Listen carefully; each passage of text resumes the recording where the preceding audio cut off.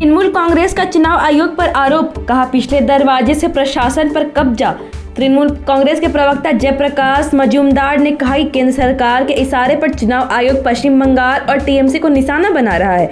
चुनाव आयोग ने पीछे के दरवाजे से राज्य प्रशासन और पुलिस पर कब्जा कर लिया है। उन्होंने मुख्यमंत्री ममता बनर्जी के नामांकन को लेकर कहा, ममता दीदी पहले ही साफ कर चुकी हैं कि 294 सीटों पर वही असली चेहरा है। भले ही लगभग अलग अलग सीटों पर अगला उम्मीदवार खड़े हों, लेकिन जनता के लिए चुनाव का मतलब ममता बनर्जी ही है।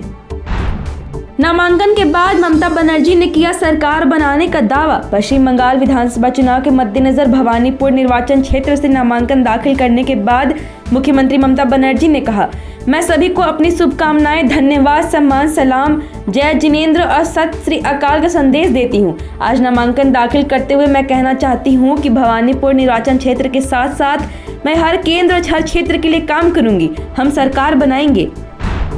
असम को घुसपैठियों का गढ़ नहीं बनने देंगे। शाह। केंद्रीय गृह मंत्री अमित शाह ने कहा कि पश्चिम बंगाल में बदलाव जरूर होगा और जब राज्य में भाजपा सत्ता में आएगी तो सभी घुसपैठियों को उनके देशों में वापस भेज दिया जाएगा। पथारकंडी में एक चुनावी रैली में शाह ने यह भी दावा किया कि कांग्रेस ने असम की बराक घाटी में घुसपैठियों को पनाह दी, जिससे वे श्रीभूमि, सिलचर और कछार जिलों में हावी हो गए। राहुल गांधी पर निशाना साधते हुए शाह ने कहा, राहुल बाबा सुन लें, हम असम को घुसपैठियों का इलाका नहीं बनने देंगे। कांग्रेस अध्यक्ष बोले, मेरी बातों का गलत मतलब निकाला गया। कांग्रेस अध्यक्ष मल्लिकार्जुन खड़गे ने केरल में दिए अपने एक चुनावी भाषण पर सफाई दी है। उन्होंने अपने बयान पर गहरा खेद व्यक्त करते हुए कहा कि उनकी टिप्पणियां को जानबूझकर गलत तरीके से पेश किया जा रहा है। खड़गे ने साफ किया कि उनका इरादा गुजरात के लोगों की भावनाओं को ठेस पहुंचाना कभी नहीं था। उन्होंने कहा कि गुजरात के लोगों के प्रति उनके मन में हमेशा सर्वोच्च सम्मान रहा है और आगे भी रहेगा। खड़गे के अनपढ़ वाले बयान पर थरूर की प्रतिक्रिया। थरूर ने मल्लिकार्जुन खड़गे के गुजरात के अनपढ़ लोग वाले बयान पर प्रतिक्रिया भी दी है। कांग्रेस सांसद थरूर ने कहा कि राजनीतिक में बातचीत का स्तर लगभग लगातार नीचे गिरता जा रहा है।